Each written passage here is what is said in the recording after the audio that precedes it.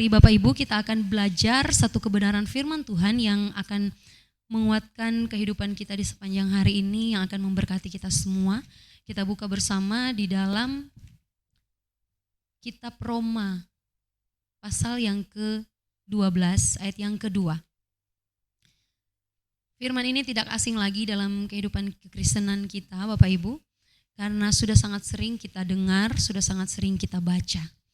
Roma 12 ayat yang kedua, firman Tuhan berkata, "Janganlah kamu menjadi serupa dengan dunia ini, tetapi berubahlah oleh pembaharuan budimu, sehingga kamu dapat membedakan manakah kehendak Allah, apa yang baik, yang berkenan kepada Allah, dan yang sempurna." Bapak Ibu Saudara yang diberkati dan dikasihi oleh Tuhan kita Yesus Kristus, mengapa perlu untuk mengalami perubahan pikiran? Perubahan pikiran ini tentu saja sangat perlu untuk dialami oleh setiap orang-orang percaya kepada Tuhan, untuk diperlukan oleh setiap orang-orang Kristen. Karena perubahan pikiran ini sangat berperan penting dalam menentukan standar hidup seperti apa yang akan nanti kita jalani ke depan. Jadi setiap apapun harapan kita ke depan, apa yang akan ingin kita gapai, apa yang akan ingin kita lakukan, kita kerjakan, yang menentukan itu, yang berperan penting di dalamnya adalah pikiran kita. Maka sangat penting bagi saya dan saudara untuk selalu memiliki yang namanya perubahan pikiran. Nah, perubahan pikiran ini tentu saja adalah perubahan pikiran yang dimaksud perubahan pikiran searah dan selaras dengan pikiran Kristus. Jadi tidak ada perubahan pikiran yang bertentangan dengan pikiran Kristus. Pikiran dan perasaan yang sama seperti yang terdapat dalam pikiran dan perasaan Kristus. Bagaimana dia menjadi pribadi yang berkenan di hadapan Bapa. Nah, oleh sebab itu dalam Roma 12 ayat yang kedua ini benar-benar menekankan kepada kita bahwa pikiran yang dimaksud adalah bagaimana pikiran kita yang harus diubah harus selaras dan bertalian dengan pikiran Kristus. Tentu saja dengan tuntunan Roh Kudus Bapak Ibu. Kenapa demikian? Tentu saja ini harus benar-benar kita pahami. Kenapa ini harus terjadi dalam kehidupan kekristenan saya dan saudara. Karena Bapak Ibu, pikiran kita ini sangat mudah atau bahkan bisa menjadi tempat di mana iblis memiliki akses atau jalan utama untuk dapat menguasai saya dan saudara. Makanya Rasul Paulus dalam 2 Korintus pasal yang ke-11 ayat yang ketiga juga mengingatkan kepada jemaat yang ada di Korintus. Bahkan juga mengingatkan saya dan saudara pagi hari ini bahwa jangan sampai iblis merusak pikiran kita. Di dalam 2 Korintus 11 ayat 3 berkata, "Tetapi aku takut." Tetapi Rasul Paulus takut kalau pikiran kamu, pikiran jemaat Korintus itu disesatkan dari kesetiaan mereka yang sejati kepada Kristus.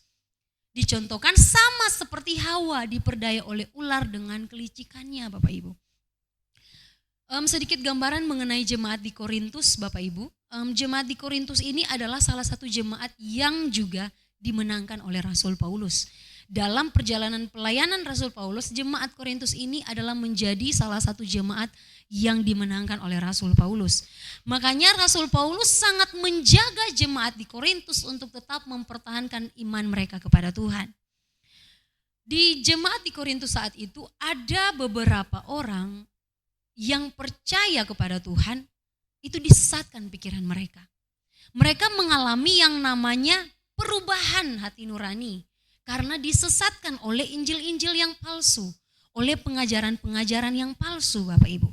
Makanya Rasul Paulus mengingatkan kepada mereka bahwa jangan sampai pikiran mereka disesatkan oleh tipu daya iblis, sama seperti Hawa.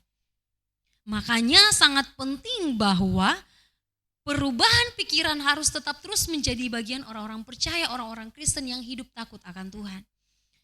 Nah, dalam aspek kepercayaan kita kepada Tuhan, kita sangat tahu persis seperti halnya jemaat di Korintus, bahkan mungkin pelayan-pelayan Tuhan, orang-orang Kristen zaman sekarang ini sangat rentan dan mudah jatuh dalam dosa Bapak Ibu.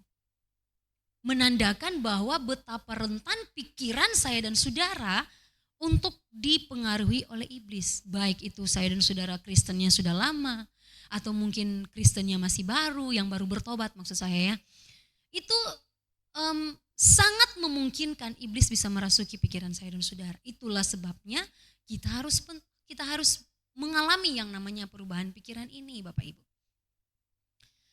Seperti halnya juga kita ingat kisah mengenai Yesus ketika ada di padang gurun 40 hari dia berpuasa tidak makan dan minum.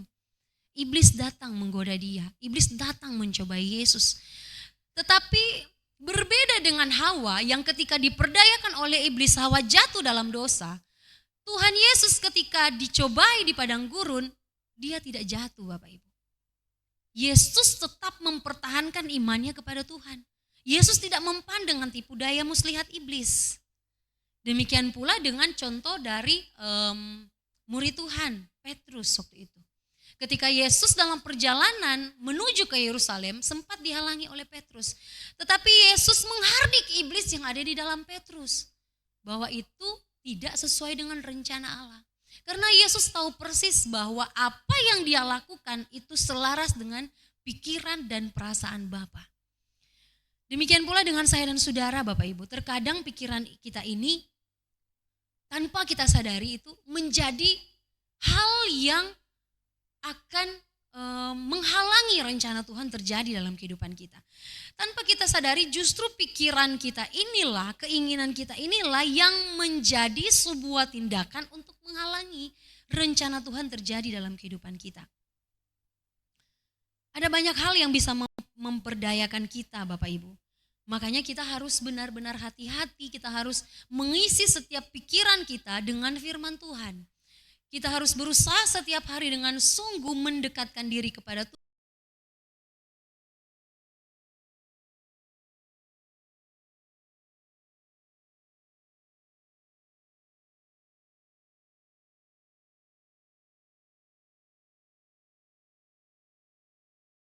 Pikiran yang benar, kita berpotensi untuk mengetahui kehendak Allah.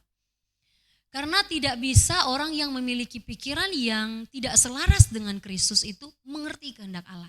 Hanya orang yang selaras pikirannya dengan Kristus sajalah yang bisa berpotensi untuk mengetahui kehendak Allah dalam kehidupannya Bapak Ibu. Itulah sebabnya Tuhan memerintahkan agar kita berubah oleh pembaruan budi. Karena perubahan pikiran kita ini tidak hanya sekedar mudah kita merubah pikiran dari negatif ke pikiran positif. Tidak semudah bahwa kita merubah pikiran kita itu hanya dari pikiran yang negatif ke pikiran positif. Tetapi bagaimana kita merubah cara berpikir kita yang harus disesuaikan dan diselaraskan dengan pikiran Kristus. Seperti yang terdapat dalam Filipi 2 ayat yang kelima. Sehingga benar-benar pikiran kita ini Bapak Ibu dioptimalkan untuk mempermuliakan Tuhan saja. Nah jadi kita tidak hanya sekedar bisa merubah cara berpikir kita. Tetapi benar-benar kita meletakkan pikiran kita, kehendak kita, keinginan kita di bawah kendalinya Tuhan. Di bawah kendalinya Kristus. 2 Korintus 10 ayat 5b itu berbicara dengan sangat jelas Bapak Ibu. Ini berarti metanoia, perubahan pikiran adalah menyangkut pertobatan saya dan saudara. Dan yang perlu kita garis bawahi, hal ini harus dilakukan atau prosesnya adalah setiap hari, setiap waktu, setiap saat, dimanapun kita pergi dan dimanapun kita berada Bapak Ibu. Proses perubahan pikiran harus terjadi terus menerus setiap saat, bukan hanya karena sebuah momen atau bukan hanya sekedar ada sebuah peristiwa sehingga kita merubah pikiran kita. Tetapi sebagai orang Kristen sejati, kita harus benar-benar memperbaharui iman, memperbaharui pikiran kita setiap waktu, setiap saat. Sehingga dari hari ke hari, pikiran kita semakin selaras dengan pikiran Kristus.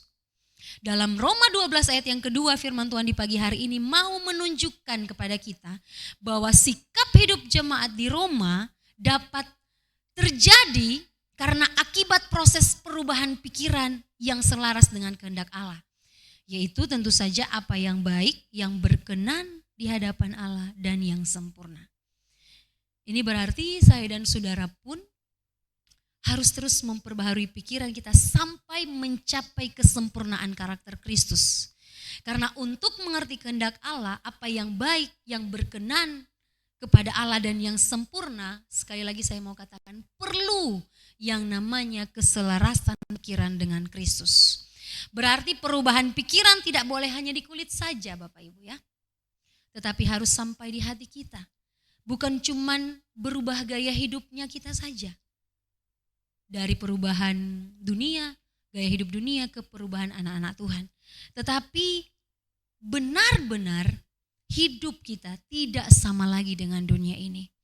Jadi tidak hanya sekedar saya dulu sukanya gaya-gayaan seperti ini. Tetapi di dalam Tuhan saya mengalami perubahan pikiran, saya berubah gaya hidup saya. Tidak saudara. Tetapi lebih daripada itu, kita benar-benar tidak lagi sama dengan dunia ini. Itu semua dimulai dari perubahan pikiran kita Bapak Ibu. Mari kita berjuang bersama untuk bisa benar-benar memiliki perubahan pikiran setiap hari Bapak Ibu.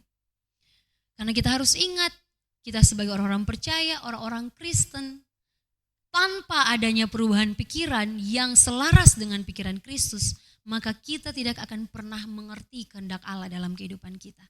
Langkah awal untuk kita bisa mengerti kehendak Allah dalam kehidupan kita adalah kita harus menyelaraskan pikiran kita dengan pikiran Kristus. Bagaimana caranya? Yaitu benar-benar kita hidup sesuai dengan cara hidup Yesus yang sudah diteladankan oleh Yesus ketika dia hidup di bumi ini. Mari kita berjuang bersama Bapak Ibu. Jangan menyerah, tetap kuatkan hati kita, teguhkan iman kita di hadapan Tuhan. Kita berjalan bersama, kita berlari untuk menggapai perubahan pikiran dari hari ke hari. Sampai mencapai titik kesempurnaan di dalam Tuhan. Tuhan pasti menolong kita Bapak Ibu. Tuhan pasti menyertai kita dalam langkah perjalanan kehidupan kita setiap hari. Amin firman Tuhan.